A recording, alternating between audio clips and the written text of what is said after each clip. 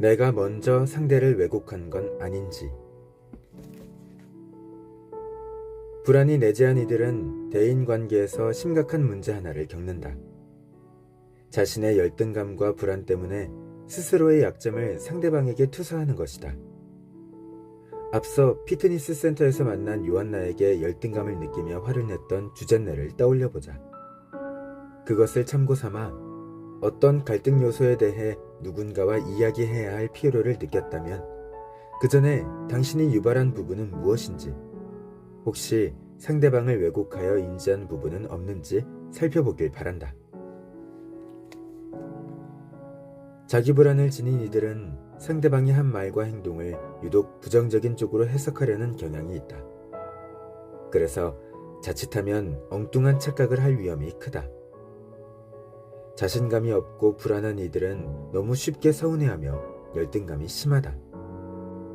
특히 자신보다 우월하고 심지어 권력을 가졌다고 생각하는 대상에게는 더욱 공정하지 못한 판단을 내릴 때가 많다. 비비안과 카르멘은 친구 사이다.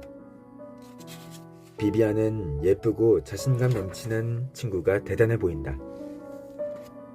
동시에 자신이 더 이 우정에 매달린다는 느낌이 항상 마음 한구석에 있다. 비비안은 카르멘이 하는 말이면 생각도 안 해보고 고개를 끄덕인다. 심지어 카르멘과 생각이 달라도 감히 반대할 엄두를 못 낸다. 마음속으로 카르멘을 우상화하고 우러러보기도 한다. 안타깝게도 우상화란 자연스레 위와 아래를 만들고 우열을 생산한다. 하지만 카르멘 역시 다른 사람처럼 당연히 강점도 있지만 약점도 있다. 그중 하나가 파티에만 가면 많이 마시고 취하는 버릇이 있다는 점이다. 카르멘은 정신이 말짱할 때도 소심함과는 거리가 먼데 하물며 취하고 나면 가끔 행동이 지나치고 난폭해질 때가 있다. 물론 비비안의 시각으로 보자면 그렇다. 그럴 때면 비비안은 너무 창피하고 당황스럽지만 아직까지 카르멘에게 한 번도 그 얘기를 하지 못했다. 비비안 입장에서는 감히 카르멘에게 충고하는 건 상상도 못할 일이다. 더구나 카르멘은 기분이 들뜨면 특히 수다스러워지고 말을 거침없이 하는 경향이 있다. 얼마 전 비비안이 기절할 만큼 당황한 사건도 그런 경우였다. 카르멘은 그녀가 보는 앞에서 비비안이 짝사랑하는 남자에게 비비안이 수줍음이 많다고 말해버렸다. 그 때문에 비비안은 카르멘에게 무척 화가 났다. 카르멘은 그런 어리석은 짓, 역시 비비안의 시각에서 를 자꾸 저지른다. 그녀가 카르멘에게 부여한 우상성이 점차 흔들리기 시작했다. 그런데 카르멘과 이 문제에 대해 터놓고 얘기하는 대신 비비안은 다른 친구 아냐에게 털어놓았다. 지금까지 어떤 창피한 일들이 있었는지 미주알 고주알 이야기했고 자신이 카르멘에게 완전 끌려다니는 기분이라고 토로했다. 아냐는 비비안의 심정을 공감해주고 그녀 편을 들어주었다. 그러자 비비안이 카르멘에 대해 느끼는 회의는 점차 견고해졌다. 비비안은 시간이 갈수록 카르멘의 지배에서 벗어나야 한다는 통찰에 이르렀다. 비비안은 마음속으로 언제 어떤 상황에서 카르멘이 자신을 좌지우지하려 했고 창피를 주었는지 장부를 접듯 기억해 나갔다. 하지만 카르멘은 여전히 제일 친한 친구였다. 결국 비비안은 오랜 고민 끝에 어쩌면 카르멘과 솔직하게 이야기를 나눠보는 게 낫겠다는 결론을 내렸다. 하지만 이 솔직한 이야기를 나누기까지 시간이 너무 지체됐고 비난거리가 가득 찬 마음속의 목록은 끝이 안 보일 정도로 늘어난 상태였다. 게다가 그 사이 비비안의 마음속에 분노가 축적됐다. 무엇보다 큰 문제는 비비안이 자신 또한 이 상황의 원인을 제공했다는 점을 깨닫지 못했다는 사실이었다. 바로 이 때문에 카르멘이 비비안을 휘어잡으려 했다는 비난은 공정하지 못한 것이 된다. 지금껏 자기 의견을 솔직히 말하지 않은 것은 비비안의 문제지 카르멘 탓이 아니다. 더욱이 비비안은 자기 불안을 가진 탓에 너무 예민하게 반응하는 경향이 있었다. 객관적으로 보면 비비안의 짝사랑 상대에게 그녀가 수줍음이 많다고 말한 것 자체는 비난받을 일은 아니다. 오히려 카르멘은 그 남성이 비비안에게 다가갈 용기를 주려고 했다. 더구나 이 남성도 비비안에게 관심이 있다는 인상을 받아서 뭔가 도움을 주고 싶었을지도 모른다. 또한 카르멘이 이따금 입이 가벼워서 말실수를 한다 해도 어디까지나 그걸 창피하게 생각하는 건 비비안의 문제였다. 물론 그렇다고 카르멘이 한 행동이 무조건 옳다거나 때때로 지나친 말들을 입에 올린 사실을 부정하려는 뜻은 아니다.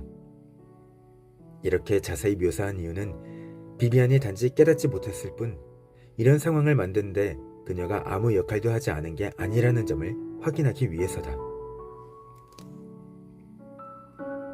마침내 비비안이 카르멘에게 자신이 단정한 것들을 꺼내놓고 그 증거로 수년 전에 벌어진 일들을 조목조목 집어서 얘기하자 카르멘은 소스라치게 놀랐다. 그리고 비비안이 잘못이라고 비난하는 것들 역시 대부분 부당하다고 여겼다. 카르멘은 그에 맞서 자신이 보는 관점을 하나하나 제시했고 자기 입장을 설명하려 애썼다. 그러자 비비안은 다시 한번 카르멘과 허심탄회하게 얘기하고 오해를 푸는 건 불가능하고 의미 없는 짓이라는 잘못된 결론을 내렸다. 말해봤자 어차피 자기만 다 옳다고 말하고 그 어떤 비판도 수용하려 들지 않는다고 생각한 것이다. 또한 카르멘이 남 위에 군림하려는 성격이라는 것도 입증되었다고 여겼다. 결국 비비안이 자기 성찰 없이 일방적으로 대화한 탓에 카르멘은 이래저래 불리한 입장에 처했다.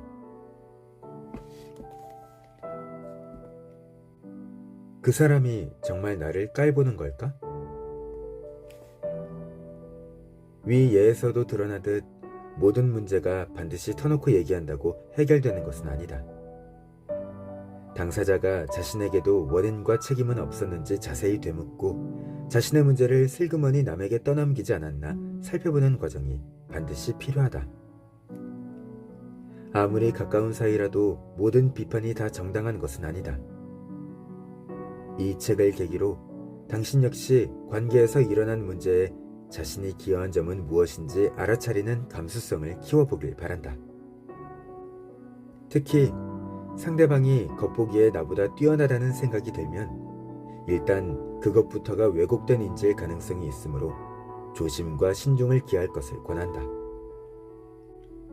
비비안은 물론이고 앞에서 본 아임의 사례 역시 그런 인지 왜곡 때문에 일어난 일이다.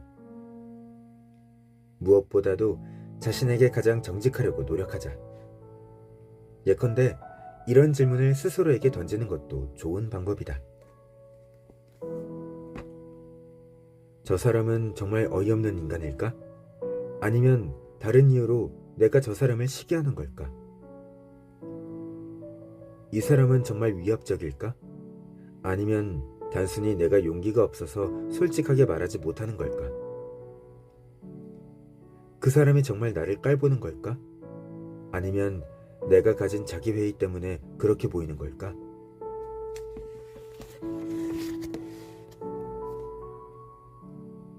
마음을 열고 상대방에게도 얘기할 기회를 주자. 이런 질문을 품게 되었다고 알린 후 상대방이 하는 말을 듣고 그 사람의 입장을 이해해보려 하자.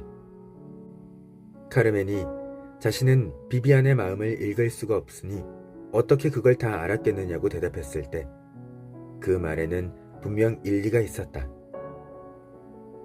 하지만 비비안은 그 말에도 여전히 마음을 열지 않았다.